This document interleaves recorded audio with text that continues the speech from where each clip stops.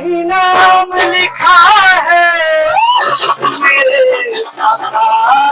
मेरे दीवाना मुझका नहीं है कोई जवाने में।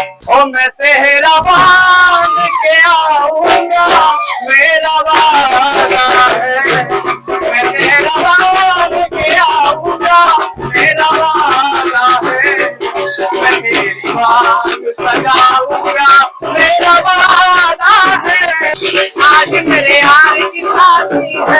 आज मेरे यार की शादी है। यार की शादी है। मेरे यार की शादी है। आज मेरे यार की शादी है। आज मेरे यार की शादी है। यार की शादी है। आज मेरे यार की शादी है।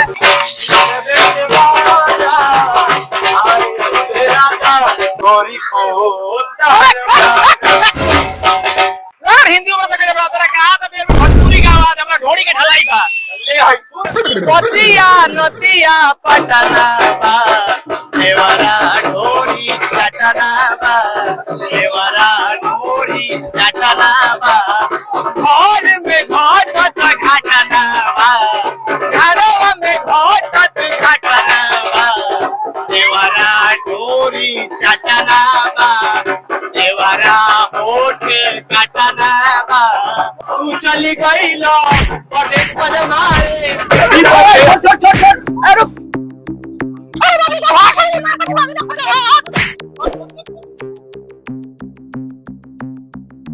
अरे कमजोर बुझला गोड़ पल्ला धरत छोड़ा जाएगा कोनो बात नहीं के इतना गर्मी होगला के वजह हवा मौसम के नमी। चला फिर से प्रोग्राम के शुरू कइल जा। चली गई ना परदेश आए विपत हमारा कमारे कोई ना के दुख भरिया रे ए राजा राजा राजा काला कमी तोरा मिठाई के बाजा ए राजा राजा राजा काला कमी तोरा मिठाई के बाजा ए राजा ए राजा।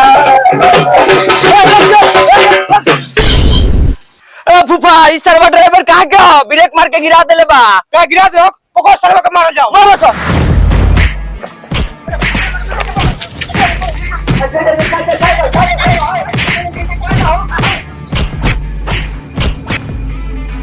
और साला मार हो गई।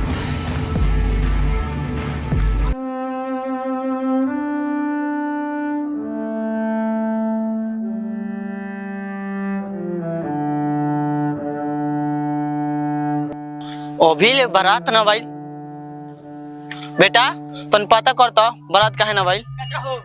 चाचा हो हाँ। बरतिया में मार हो गइल बाटी का बरतिया में मार हो गइल बा बेटा तुम देखो बारात में मार भइल बा। मैं तो मिनट रुको दम से डाक क्या होता चल चल बरे का भइल बरे का भइल बरे का भइल बरे का भइल बा। मारत तो सरवा के गड़ा भाई तना ब्रेक मारे में सरवा मारत है सब लगे हम अपन परचून लेके जाते नहीं अपन जगह समझे के का भइल। अरे बबुआ कुछ नहीं के भइल ड्राइवर से तोरा गलती हो गइला। चल बबुआ अपन गाड़ी लेके ना हम जाते नहीं हम अपने गाड़ी परचून लेके जाए दी ड्राइवर साहब जाए दी नया लइका बारा सा नया खून बा ओकनी के गर्मी के वजह से थोड़ा बहुत लापरवाही करला सा। छोड़िए बात करुआ गाड़ी अपन लेके चली। चलो हो भाई चलो फिर से आयोजन कइल जाओ। छोड़ी रहुआ वो बात के जाए दी।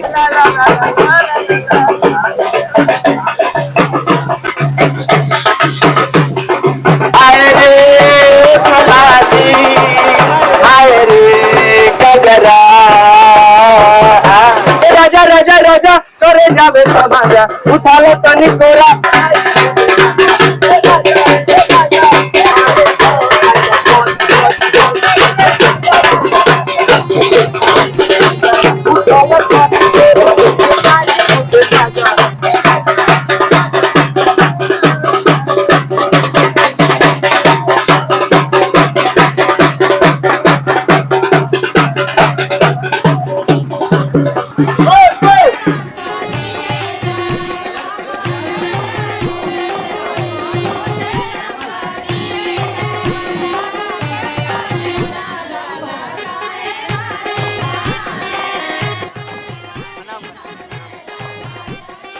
प्रणाम प्रणाम चल चल बैठा जाओ।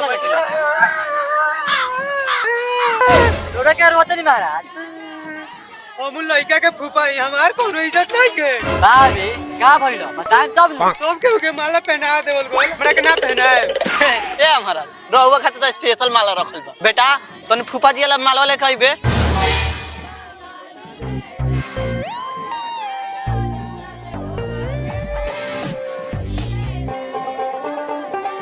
फूफा जी प्रणाम।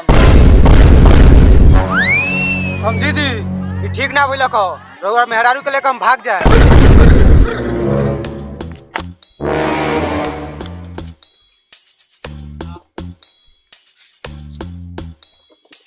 बबुआ दूल्हा के चौके बैठाओ तो।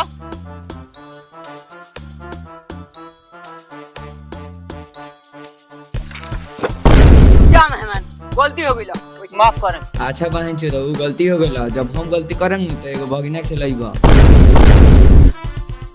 ए बस लगी ना तो लगी। चालू करी।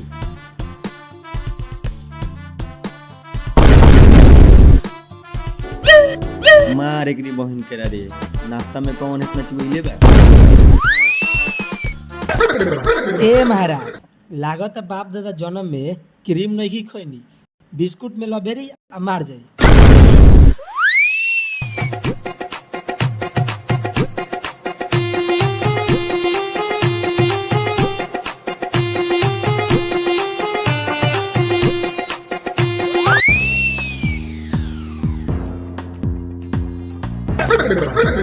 ए साले साहब भइलो के नाश्ता दे देनी हमरा के ना देम का।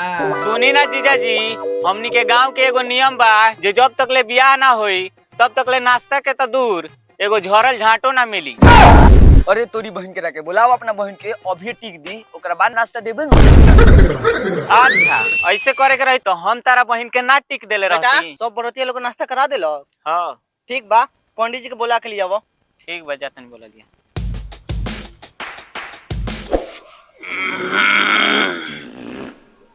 बाप रे बाप इसो पूरी खाइला के नतीजा है ना पेट में गोश जकोड़ देले बा क्या कोही। पंडित जी जहां भी गइल बानी रहुआ मैदान पे जा लाओ त बारात आ गई का। ए बाबू रुको 2 मिनट तनी हाथ धो लो 2 मिनट रुको।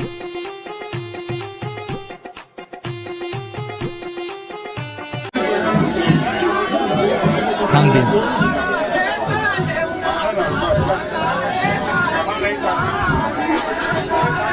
₹51 जाए प्लस पे जाए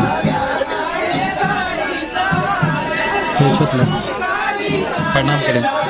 ओम विष्णु विष्णु विष्णु शुभ पक्ष आषाढ़ मासे कृष्ण पक्ष आषाढ़ संत भाद्र कृष्ण पक्ष अपना नाम धरी अपने गोत्र के नाम धरी पापा के नाम धरी बोले ओम विष्णु माँ से चैत मास है आषाढ़ से सावन भद्रम पुष्ट मासम कलश यात्रा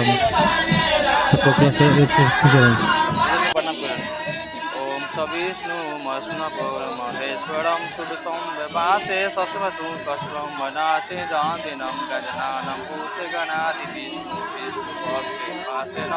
असीमास शुल्कम पशनि विष्णु वसासं सेंसनम ओम कलश वंदन सांसतु संगमसे विलासितम सरसं दसोपि सांससि संसं एली औषध लेके हाथ में धरी। कर्पूर्ण गौरम करुणावतारम प्रणाम करिए। कर्पूर्ण गौरम करुणावतारम संसार सारम भुजगेंद्रहारम सदा वसंतन हृदय रविंद्रम भवानी शरणम नमामि। लस के गोर लागिलो नि पूजा समाप्त।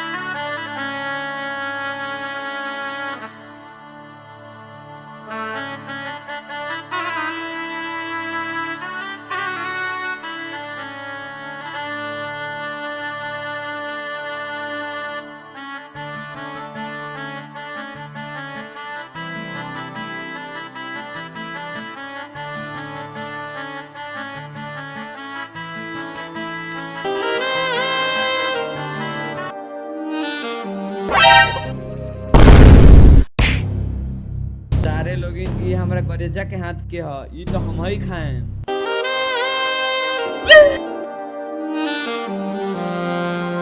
अरे साली जी हमरो उतार